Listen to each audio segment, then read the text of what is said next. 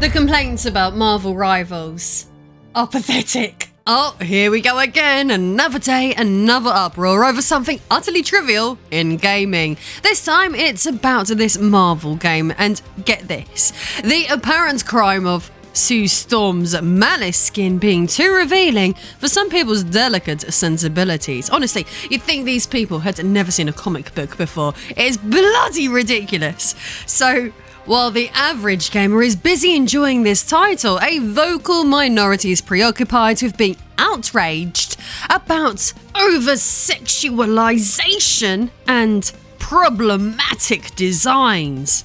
It feels as if there is a competition going on to see who can be the most bitter and contrarian about physically attractive characters, all while pretending their opinions are superior to the rest of us plebs. So join me today as we discuss this ridiculous topic and explore what exactly makes some people angry about these attractive character designs.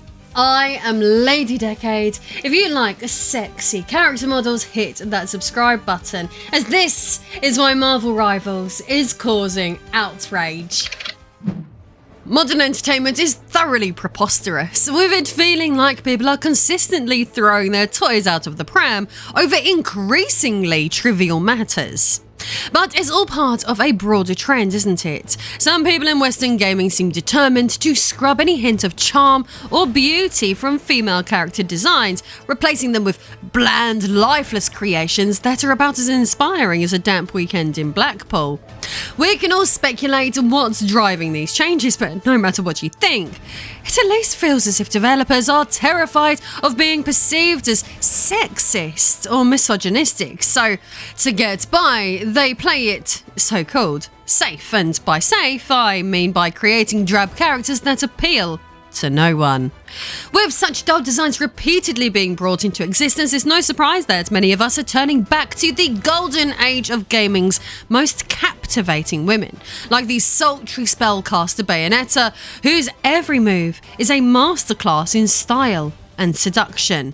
Then there's the iconic trio of Cammy, Chun-Li and Morrigan, a perfect blend of strength, elegance and, let's be honest, curves that could stop traffic.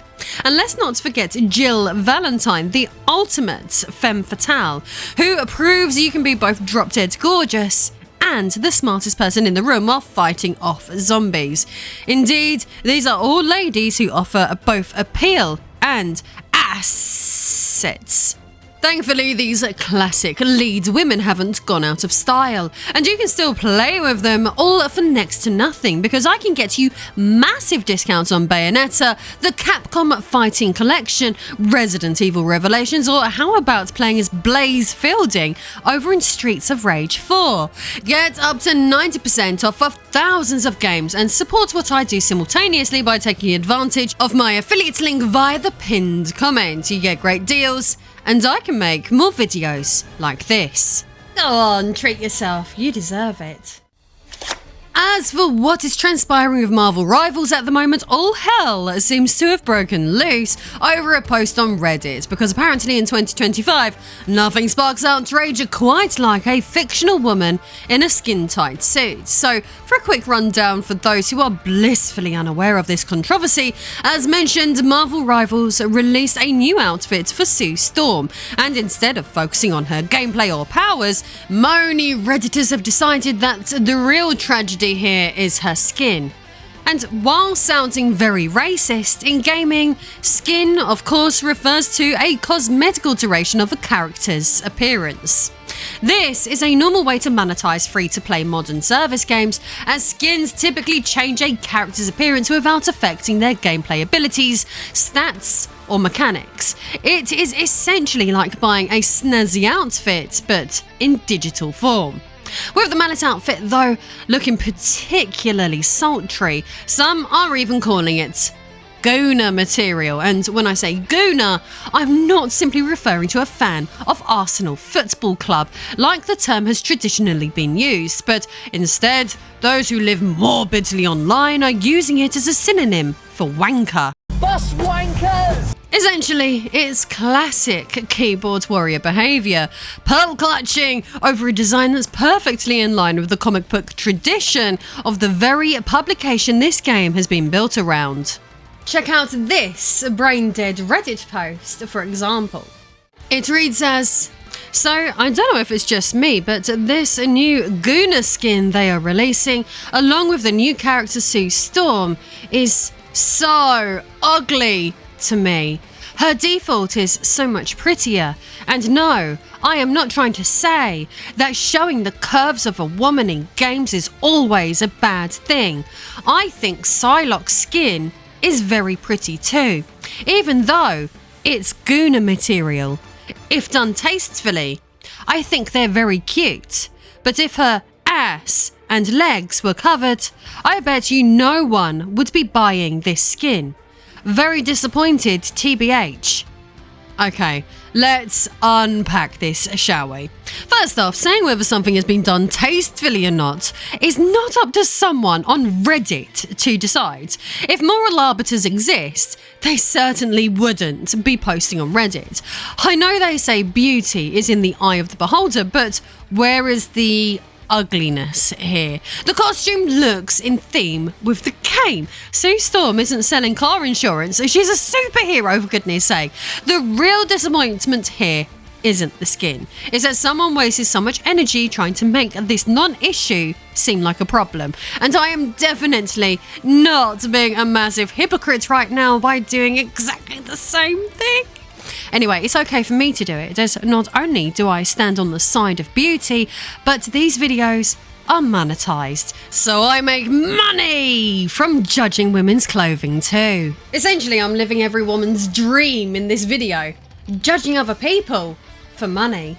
If my mother saw today's upload, she would be very proud. Jokes aside, attractive characters have always been a cornerstone of video game design, years before service games ever existed, and for good reason. They elevate the visual quality and immersion of fantastical titles.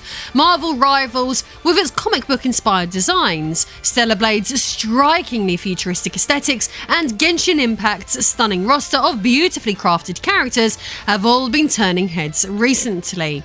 These games understand that gamers are drawn to visually appealing designs because they're a key part of the experience. After all, you wouldn't buy an ugly carpet for your living room, so why would anyone spend money on an unattractive skin for their favourite character? It's basic human logic. If you're paying for something, you want it to be appealing, whether it's for your house or for your game. This is not rocket science. Take Genshin Impact, for example. As a live service game, it thrives on players investing in characters and cosmetics. Its success is built on creating heroes and outfits that people want to spend money on. Bright colours, intricate details, and designs that exude charm. People are happy to fork out for something that feels worth it because they're getting more than just functionality. They're buying into a fantasy. An experience. People like pretty things, it's human nature. Developers know players are more likely to open their wallets for characters they find visually engaging rather than something dull and uninspired. So how a game like Concord thought it would get by still absolutely blows my mind. The Sue Storm Malice skin looks great, but compared to this growing trend of angry girl boss archetypes in modern media, which feel increasingly overused and frankly tiresome, these characters, who are often written as overly aggressive or outright unfriendly and unlikable, don't resonate with everyone. Many people simply prefer nuance and femininity, like Jill Valentine in Resident Evil or the grace and strength of Chun-Li in Street Fighter.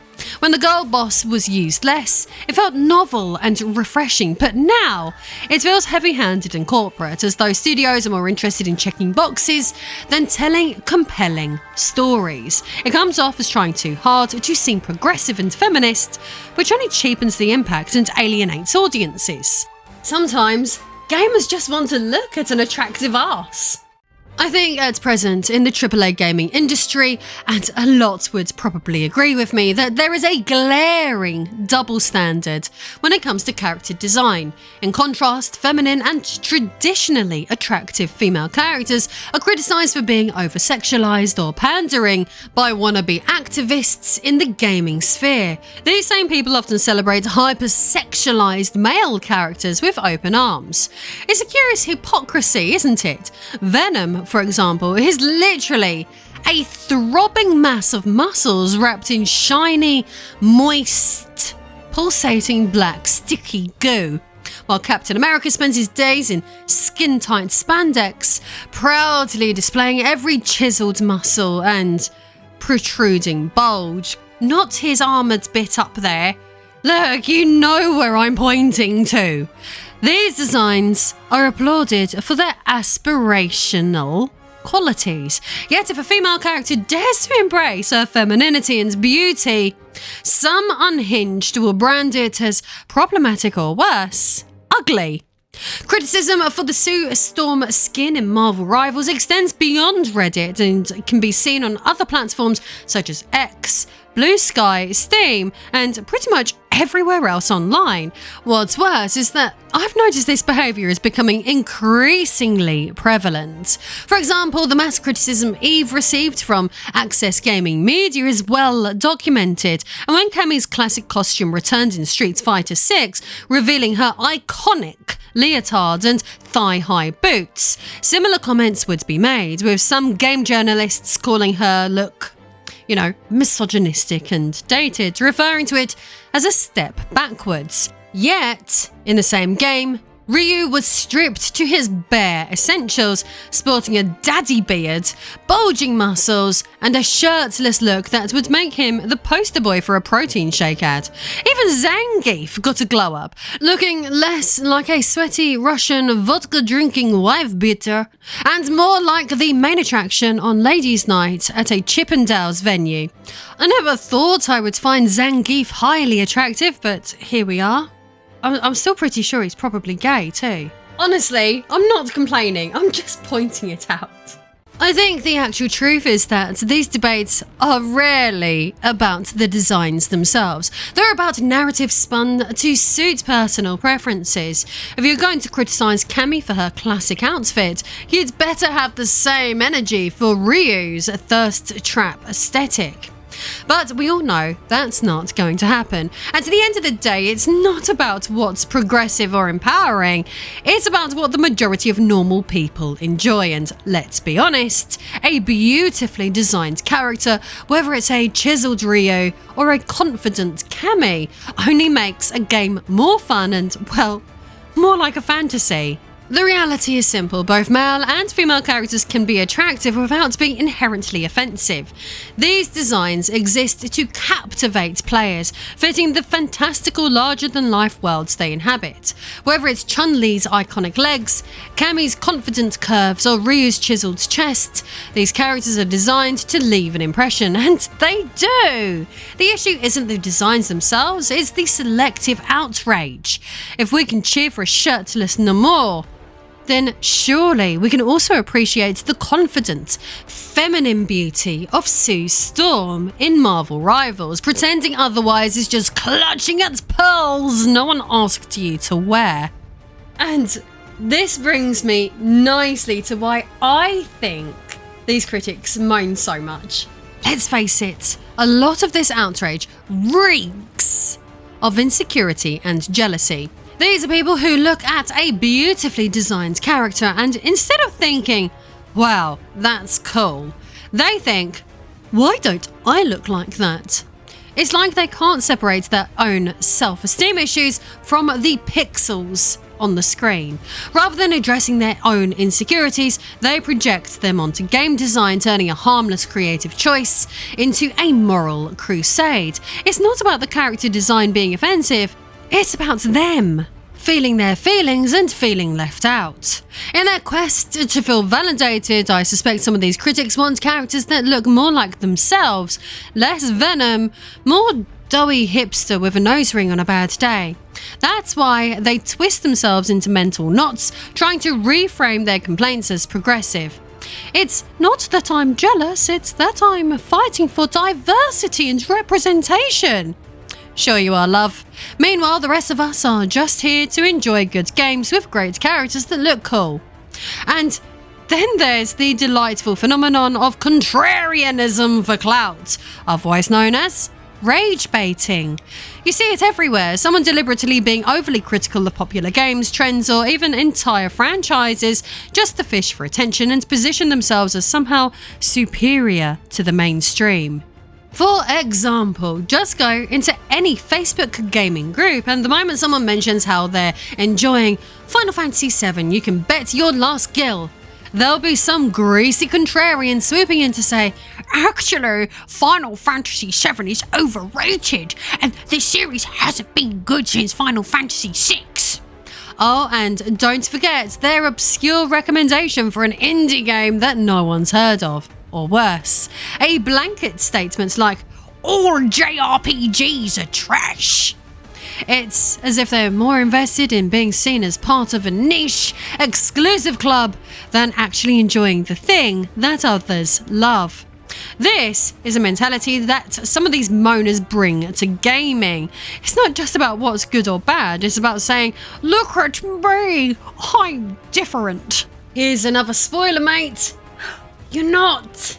I, for one, really appreciate the skin that people are complaining about. After all, it's not just men who appreciate traditionally attractive female characters. Plenty of women enjoy these aesthetics too, and I'm one of them. Sleek costumes that show off curves or strong physiques aren't problematic. They're visually striking and, let's be honest, pretty fun, be it male or female. Just look at He-Man, a childhood favourite for many boys who adored the character running around in little more than furry underwear. Or consider WWE action figures, which feature hulking, muscular men in the tiniest trunks imaginable.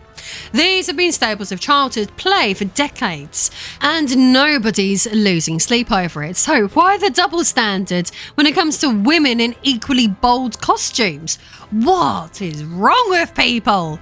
As I said, I personally love these aesthetics. I wear these types of costumes for my Patreon shoots all the time, not just because I enjoy how they look, but because most people, including my patrons, love them too.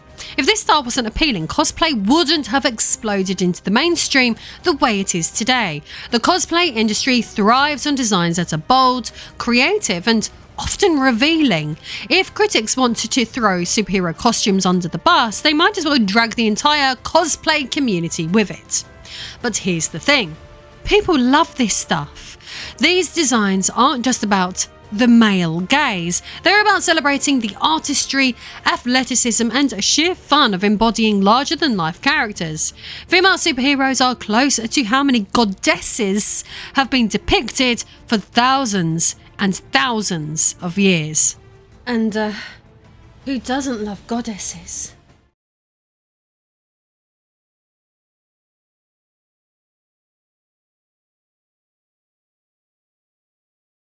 How are we even having this conversation? It seems so obvious that skins like Sue Storm's would sell. They're visually appealing, rooted in the actual comic lore, and fit the superhero aesthetic perfectly. Yet here we are, dissecting something that should be a no-brainer. What has happened to our world?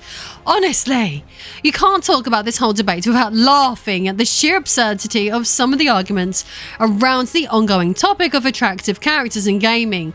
Critics hurling phrases like Kuma bait and walking porn is ridiculous and says more about the critic than it does the men of culture enjoying these creations.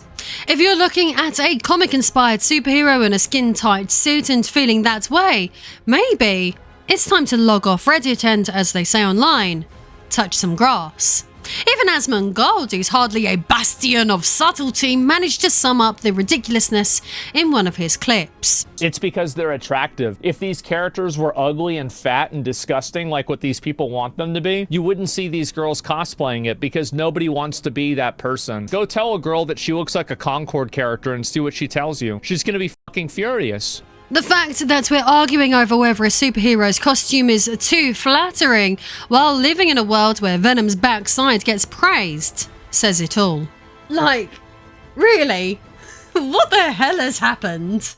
We are essentially watching people rage at the concept of fun. At the end of the day, these designs are popular because they work. So maybe it's time for the moaners to take a step back and let the rest of us enjoy the games.